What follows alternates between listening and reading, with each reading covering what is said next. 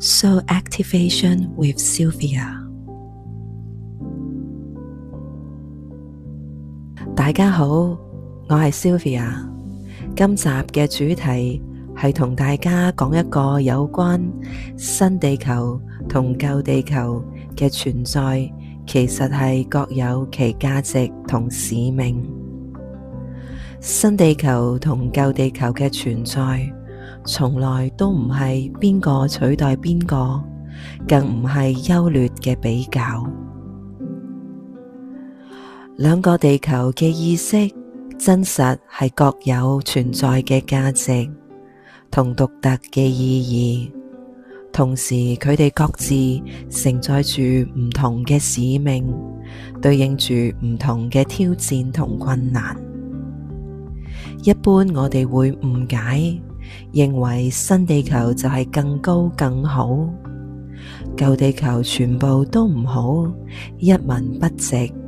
甚至覺得舊地球冇存在嘅意義，應該要被淘汰。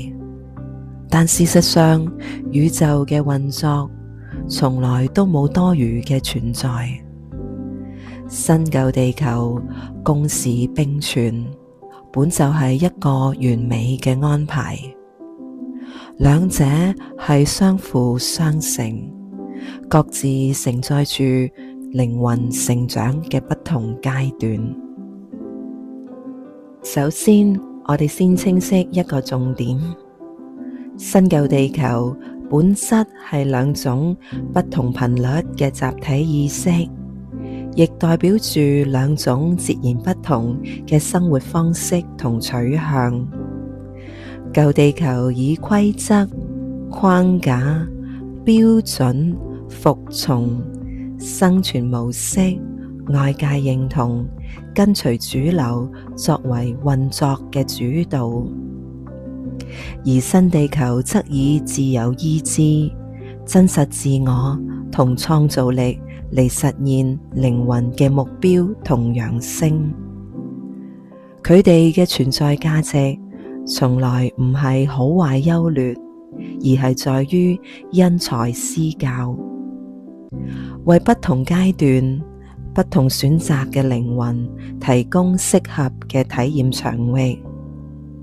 呢一集我會先帶大家了解新舊地球嘅價值同使命，亦邀請你睇到最後，因為喺分享嘅後半段會有直接影響我哋每個靈魂提升、意識轉化嘅關鍵內容，亦係好多人喺揚升路上最容易忽略、最核心嘅重點，千祈唔好錯過。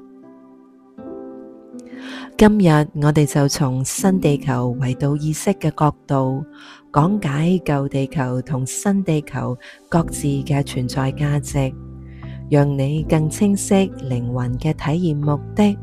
同時懂得用高維度嘅覺察力為自己做出真正適合嘅選擇同決定。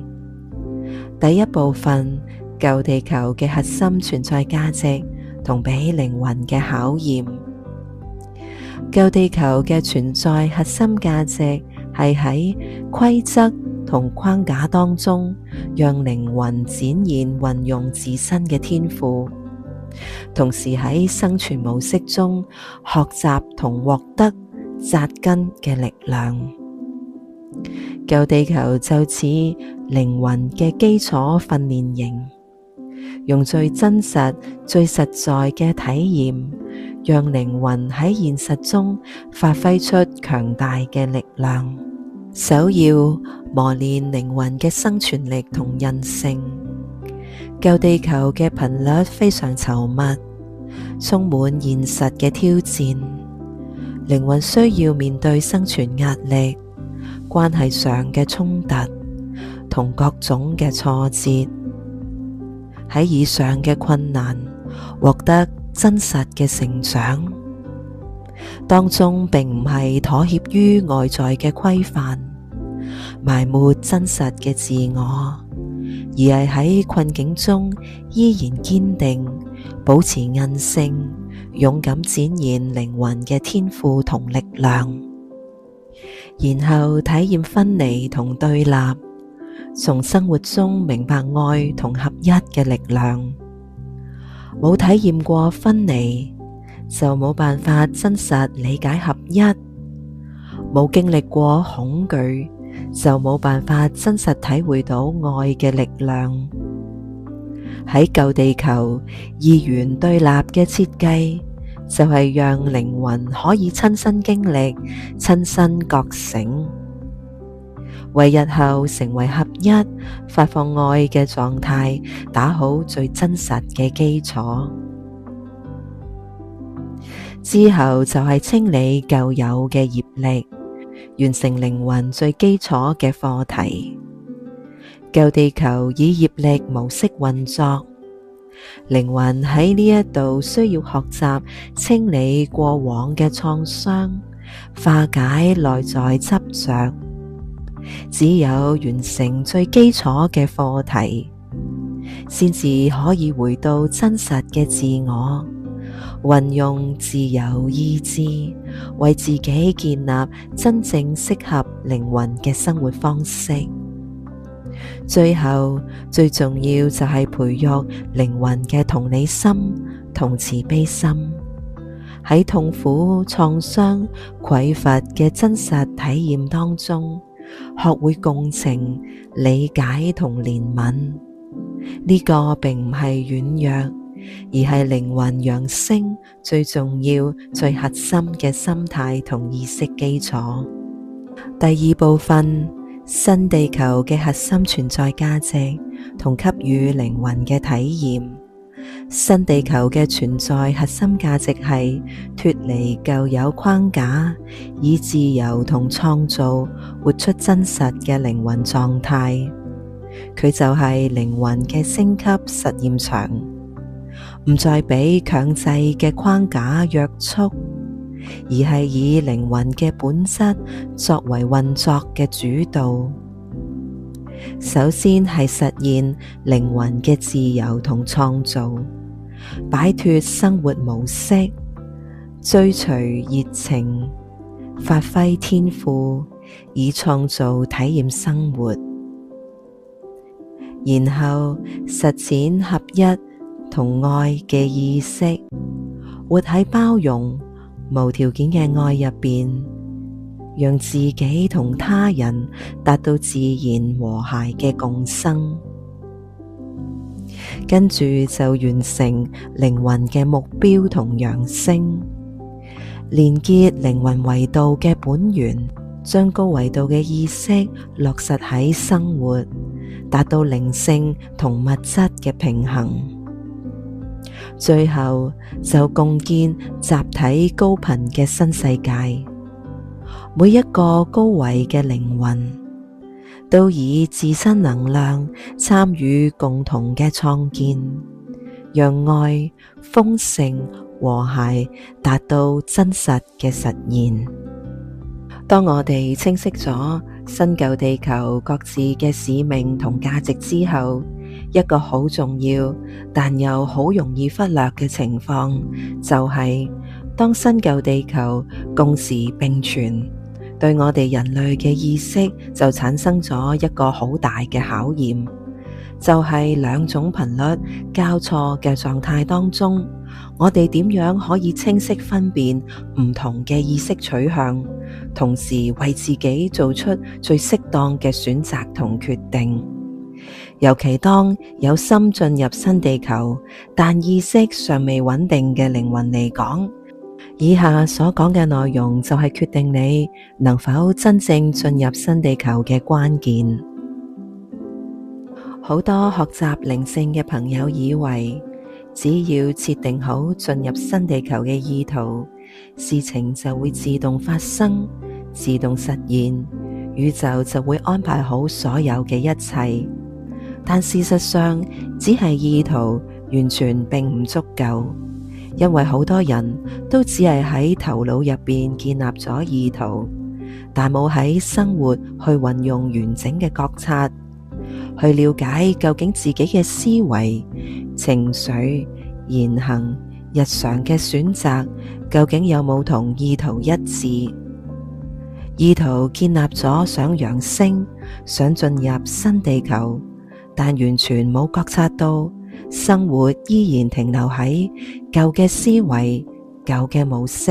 喺舊反應入邊不斷咁循環。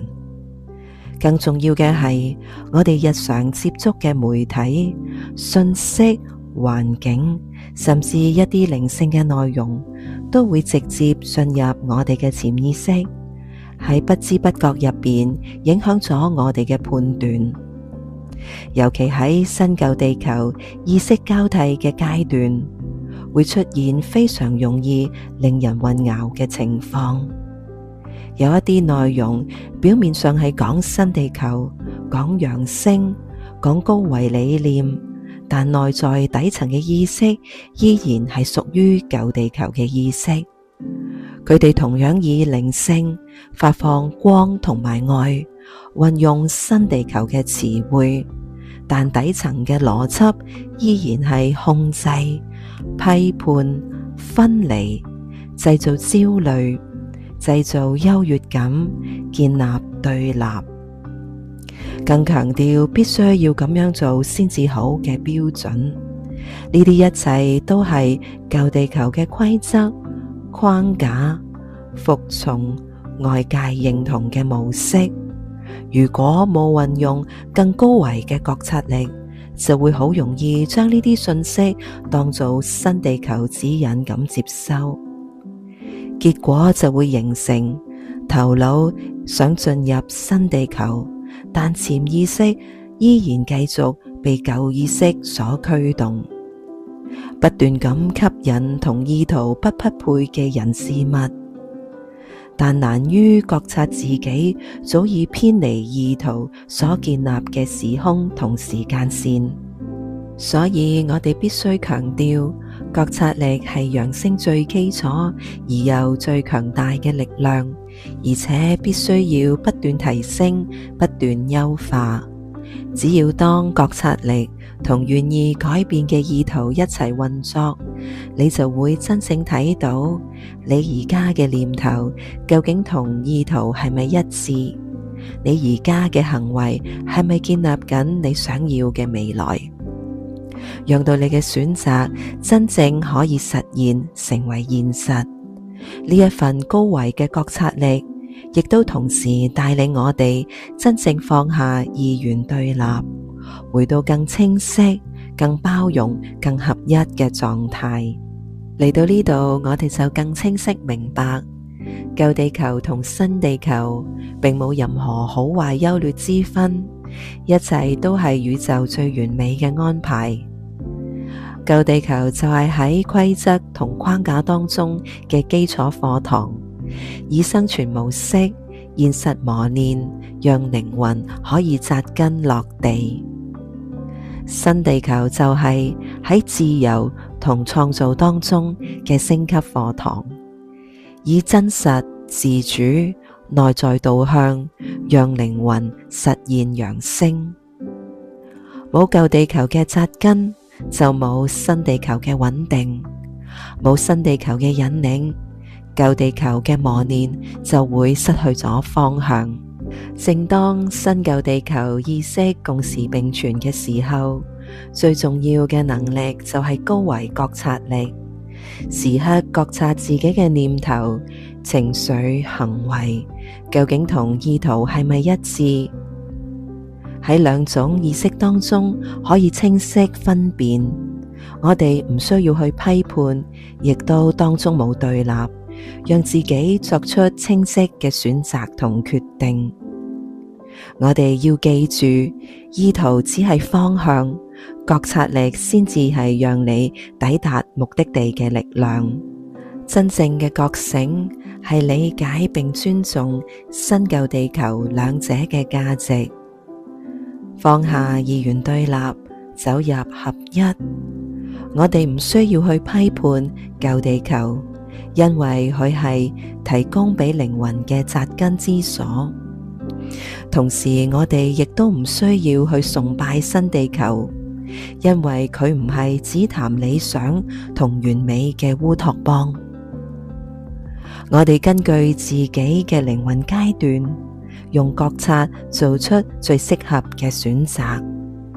無論喺舊地球扎根，或者喺新地球揚升，都係靈魂最完美嘅旅程。希望今日嘅分享，讓你對新舊地球、對覺察力有更深刻、更合一嘅認識。喜歡有關新地球意識嘅內容，歡迎訂閱、點讚、轉發，讓更多高維覺醒嘅靈魂相遇。感恩遇上，我哋下期再見，將滿滿嘅愛同光送俾大家。